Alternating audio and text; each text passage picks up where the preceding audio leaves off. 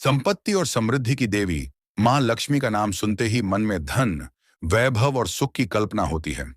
परंतु क्या आप जानते हैं कि देवी लक्ष्मी केवल धन की ही देवी नहीं है?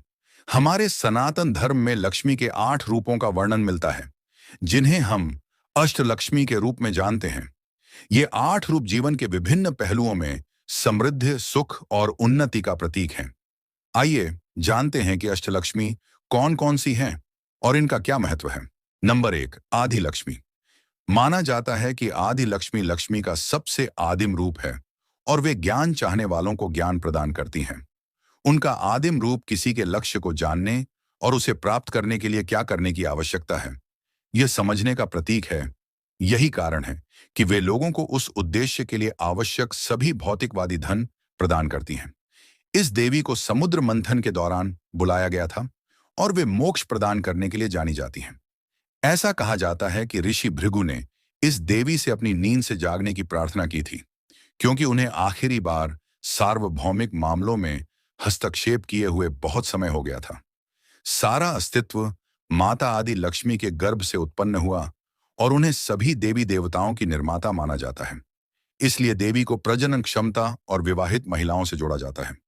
इसलिए उन्हें लाल फूल चढ़ाना पारंपरिक है, जो प्रेम और इच्छा का प्रतीक है।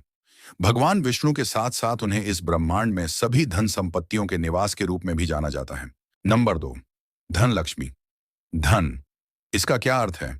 यह धन, प्रसिद्धि या शक्ति का प्रतिनिधित्व कर सकता है, लेकिन इसके मूल में धन आंतरिक शक्ति और बुद्धि का भी प्रतीक है। 8 अष्ट लक्ष्मी नामों में से एक धन लक्ष्मी मनुष्य के इस पक्ष का प्रतिनिधित्व करती है। जब उनकी दिव्य कृपा से स्पर्श किया जाता है तो यह हमें धन और समृद्धि की प्रचुरता प्रदान करती है।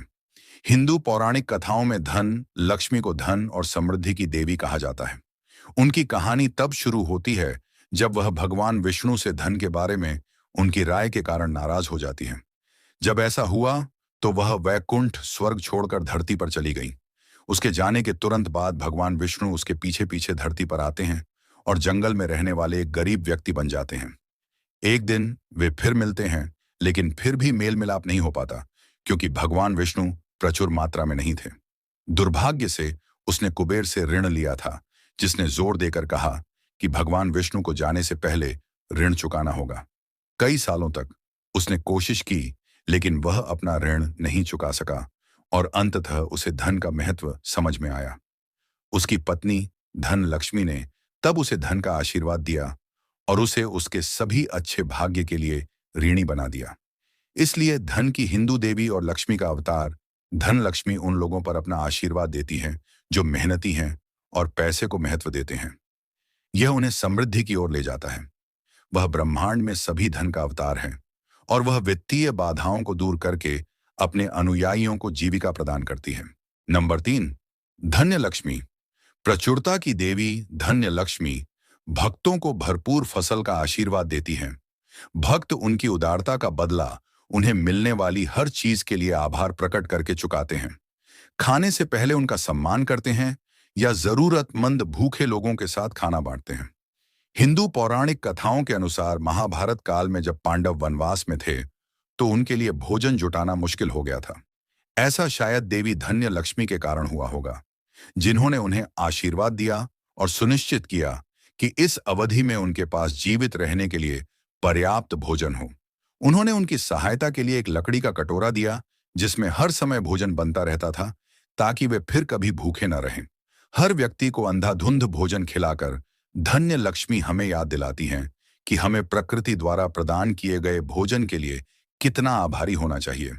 जब हम भूखे होते हैं, चाहे हम अमीर हों या गरीब, लक्ष्मी का यह अवतार हमें भोजन प्रदान करता है। वह धनवानों या कम भाग्यशाली लोगों के प्रति कोई पूर्वाग्रह नहीं रखती, क्योंकि वह जानती है कि जीवित रहने के लिए सभी को उसके आशीर्वाद की आवश्यकता है। नंबर 4, गज लक्ष्मी। किंवदंतियों के अनुसार गजेंद्र हाथी और देवी लक्ष्मी हमेशा भगवान विष्णु की पूजा करने के लिए एक साथ प्रार्थना करते थे। अपने आकार के कारण गजेंद्र लक्ष्मी की तुलना में थोड़ा धीमा था। इसका मतलब यह था कि वह एक साथ उतने अनुष्ठान नहीं कर सकता था जितना कि लक्ष्मी करती थी। लेकिन जब भगवान विष्णु ने यह देखा तो उन्होंने उनसे मदद मांगी, ताकि गजेंद्र को हर समय उनसे धीमा होने से हतोत्साहित न होना पड़े। तब देवी लक्ष्मी ने एक बिल्कुल अलग रूप धारण किया, जिसे गज लक्ष्मी के नाम से जाना जाता है। इस अष्ट लक्ष्मी नाम का अर्थ हाथी लक्ष्मी है। देवी ने उनकी सभी भेंटें भी स्वीकार कर लीं और इसलिए गज लक्ष्मी के रूप में उनका दिव्य रूप उनके अनुयायियों की आवश्यकताओं को पूरा करता है, जो भोजन के लिए पशुधन पर निर्भर रहते हैं।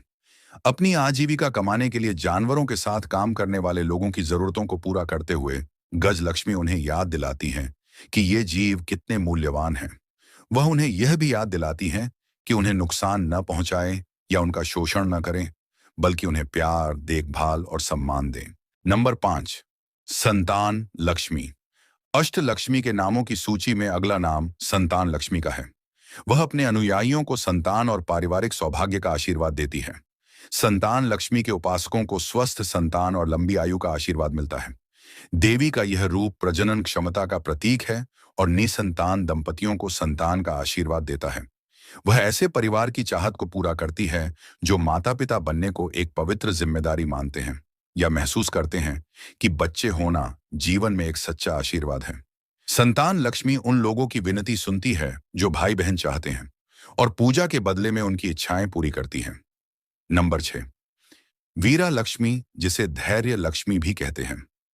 वीर लक्ष्मी, जिन्हें धैर्य लक्ष्मी के नाम से भी जाना जाता है, वीरता का अवतार है। वीर का अर्थ है वीरता या साहस। यह अष्ट लक्ष्मी के एक रूप को दिया गया नाम है जो हमें यह गुण प्रदान करता है: आत्मविश्वास, इच्छा शक्ति और दृढ़ता। जीवन में आपके रास्ते में आने वाली सबसे चुनौतीपूर्ण बाधा से लड़ने के लिए इन गुणों की आवश्यकता होती है। पुराने समय में भोजराजन नाम का एक राजा था जो बिना किसी विरोध के अपने राज्य पर शासन करता था। उसकी प्रजा प्रसन्न और संतुष्ट थी और पूरे देश में परम सुख था। राजा देवी लक्ष्मी के प्रति बहुत श्रद्धा रखते थे। इस कारण उन्होंने यह सुनिश्चित किया कि वे कभी उनका साथ न छोड़ें। उनके सपने में देवी लक्ष्मी प्रकट हुईं और उनसे कहा कि उनके 8 अवतारों में से 7 को उनके राज्य से चले जाना होगा। वह किसी भी ऐसे व्यक्ति को चुन सकता था जिसे वह सबसे ज्यादा जरूरी समझता था। ध्यानपूर्वक विचार करने के बाद राजा ने अपना मन बना लिया। लोगों पर शासन करने के लिए जरूरी शक्ति और साहस को बनाए रखने के लिए उसने देवी धैर्य लक्ष्मी को चुना। वाकई एक बुद्धिमानी भरा फैसला।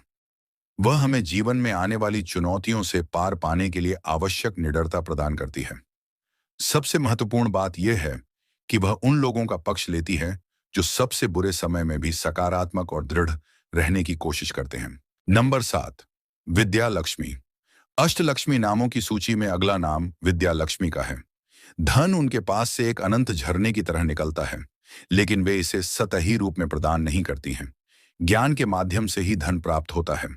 यह ज्ञान आत्मज्ञान प्राप्त करने और स्वयं को समझने में सहायता करता है, क्योंकि वह इसे ही सच्चा धन मानती है। लक्ष्मी का यह अवतार जानता है कि मानव मन को कैसे अनलॉक किया जाए ताकि वह अपने आत्म मूल्य का पता लगा सके। ऐसा इसलिए है क्योंकि जब ऐसा होता है तो हम वास्तव में धनवान होते हैं। विद्या लक्ष्मी को एक सफेद कमल के ऊपर बैठे हुए दिखाया गया है। उनके 2 हाथ कमल के फूल वाले हैं तथा अन्य 2 हाथ अभय और वृद्ध मुद्रा में उठे हुए हैं। नंबर 8, विजया लक्ष्मी।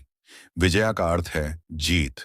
लक्ष्मी का यह रूप जीवन के सभी पहलुओं में जीत का प्रतीक है, न केवल युद्ध में बल्कि जीवन के बड़े संघर्षों और छोटी लड़ाइयों में भी।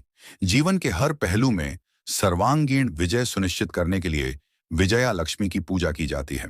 विद्या रन्नार नाम का एक व्यक्ति देवी की सच्चे मन से पूजा करता था, लेकिन जब उसने सुना कि चाहे वह अपने जीवन में सफलता के लिए कितनी भी प्रार्थना क्यों न करे, ऐसा नहीं होगा। ऐसा इसलिए था क्योंकि जब वह पैदा हुआ था तो इसने उसे बिल्कुल भी नहीं रोका था। वह लगातार प्रार्थना करता रहा और अंततः भौतिकवाद की जंजीरों से मुक्त हो गया। सांसारिक चीजों से विरक्ति के साथ त्याग आता है। इस तरह देवी ने उसे प्रचुर मात्रा में धन का आशीर्वाद दिया। हालांकि अब इन संपत्तियों का उसके लिए कोई महत्व नहीं रह गया था, फिर भी उसने खुद को एक नए साम्राज्य के निर्माण के लिए समर्पित कर दिया। इसे विजयनगर साम्राज्य कहा गया। विजया लक्ष्मी मुश्किल समय में लोगों की मदद करने के लिए खुद को प्रकट करती हैं। वह उन लोगों की सराहना करती हैं जो मुश्किलों का सामना करते हुए सकारात्मक दृष्टिकोण बनाए रखते हैं और आध्यात्मिक ज्ञान की तलाश करने वालों को मार्गदर्शन प्रदान करती हैं। दोस्तों, हमारे आज के वीडियो में बस इतना ही आशा करते हैं हमारे द्वारा दी गई जानकारी आपको अच्छी लगी हो। अगर आपको हमारी ये वीडियो अच्छी लगी हो तो हमारे इस YouTube चैनल को सब्सक्राइब करें और वीडियो को एक लाइक अवश्य करें।